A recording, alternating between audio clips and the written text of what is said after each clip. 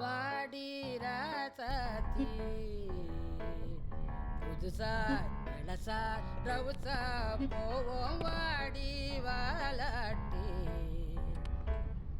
வரியா புலியா தனியா திரிவோம் ஊரே யாருன்னு கேட்டா ஏய் உன் பேர மைக்கு செட்டு போட்டு உரிமை காட்டு காட்டு காட்டு காட்டு. அனைவருக்கும் வணக்கம். பெண்களுக்கு தேவையானது ஒரு தைரியம். அந்த தைரியம் இல்லைன்னு வச்சுக்கோங்களேன், வாழ்க்கையில் எதையுமே நம்ம ஃபேஸ் பண்ண முடியாது. என்னன்னா, இப்போ ஒரு ரீசெண்டாக ஒரு விஷயம் நடந்தது. ரிதன்யா அங்கே பெற்றோராக இருக்கட்டும் இல்லை புகுந்த வீடாக இருக்கட்டும், ஒரு பொண்ணை புரிஞ்சுக்காததால் தான் இவ்வளோ ஒரு அங்கே ஒரு விஷயமே நடந்தது. உயிர் போகிற அளவுக்கு பெற்றோர்கள் மேலேயும் தப்பு இருக்குது. ஒரு பொண்ணு வளர்ந்துட்டா சீக்கிரமாக கல்யாணம் பண்ணி கொடுத்துடணும். அவளுக்கு என்ன ஆசை இருக்குது, என்ன இருக்கு, ஃப்யூச்சரில் அவங்களுக்கு என்ன பிளான் இருக்குது, இதெல்லாம் கிடையாது. வீட்டில் ஒரு பையன் இருந்தால் அந்த பையனுக்கு கல்யாணம் பண்ணுறதுக்கு முன்னாடி ஒரு பொண்ணுக்கு கல்யாணம் பண்ணி சீக்கிரமாக வீட்டை விட்டு வெளியே அனுப்பிச்சிடணும். அவ்வளோதான். வேறு எதுவுமே பொருட்படுத்த மாட்டுறாங்க. இது பெற்றோர்கள் மேலேயும் தவறு இருக்குது.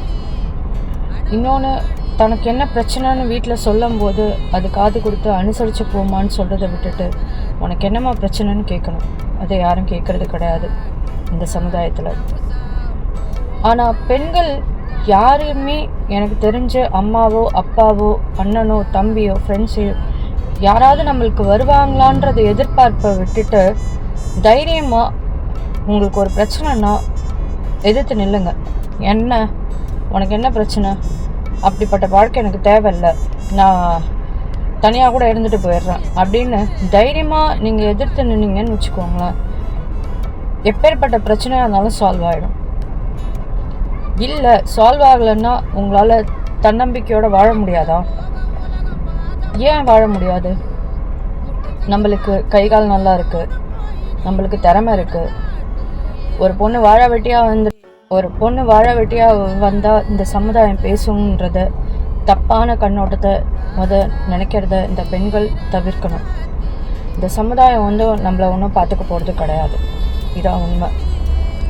போற்றுவார் போற்றுவார் போற்றுவார் போற்றுவார் தோற்றுவார் தோற்றுவார்னு சொல்லுவாங்க. இது என்னென்னா, போற்றவர் போற்றுட்டு தான் இருப்பாங்க, தோற்றுவார் தோற்றுட்டு தான் இருப்பாங்க. நம்மளை புகழவனும் புகழ்ந்துக்கிட்டு தான் இருப்பான், சில பேரை அவமானப்படுத்துகிறவனும் படுத்திட்டு தான் இருப்பான். இதெல்லாம் பார்த்துட்டு இருந்தோன்னா இந்த பெண்கள் வாழ்க்கையை வாழ முடியாது. எவ்வளோ ஸ்ட்ரகிள்ஸ் இருக்குது, அதுக்கு தேவை தைரியம்.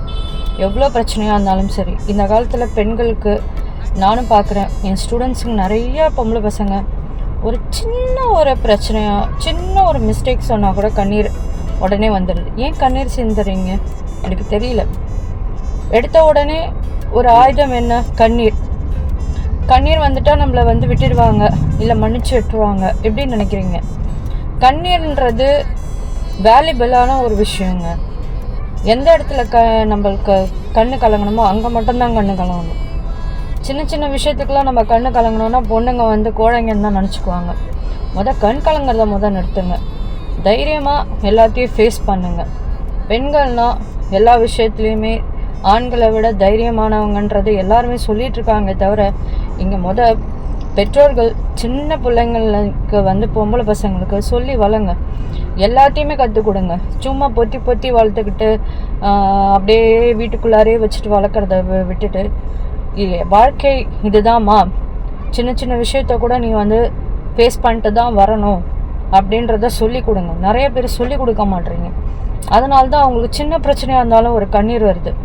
ஏன் இதெல்லாம் நீங்கள் வாழ்க்கை பாடமாக? ஆமாம், சின்ன சின்ன விஷயத்தெல்லாம் அவங்க கடந்து வந்தால் தான் வாழ்க்கையில் பெரிய பிரச்சனைகள்லாம் ஈஸியாக கடந்து வர முடியும்.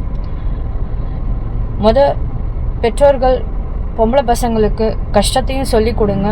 கஷ்டத்தை சொல்லி கொடுத்தா தான் பொம்பளை பசங்களுக்கு நாளைக்கு ஃப்யூச்சரில் நல்லா வாழ முடியும். அது நிறைய பேருக்கு தெரிய மாட்டேங்குது. நிறையா ஸ்ட்ரகிள்ஸை அவங்களால ஃபேஸ் பண்ணி வெளியே வர முடியும். இது ஏன் இப்படி சொல்கிறேன்னா, கஷ்டத்தை சொல்லி கொடுங்கன்னா போய் அனுசரித்து வாழுங்கன்னு நான் சொல்லலை. பிரச்சனைகளை எதிர்கொள்கிறதுக்கு ஒரு தைரியம் வேணும். அந்த தைரியம் இல்லை. அந்த தைரியம் இருந்துச்சுன்னா இந்த மாதிரி ஒரு விஷயம்லாம் நடக்காது. தைரியமாக இருங்க. எல்லா உமனுக்கும் சொல்கிறேன், ஒரு பிரச்சனைன்னா முடிவு உயிர் போகிறது கிடையாது, தைரியமாக ஃபேஸ் பண்ணுறது தான். அதை ஃபேஸ் பண்ணுங்க. எதுவாக இருந்தாலும் என்னால் பார்த்துக்கலாம். ஊர் உலகம் எவன் என்ன சொன்னால் சொல்லிட்டு போகட்டும். வாழறது நம்ம வாழ்க்கை. சந்தோஷமாக வாழ்ந்துட்டு போகணும். தேங்க்யூ.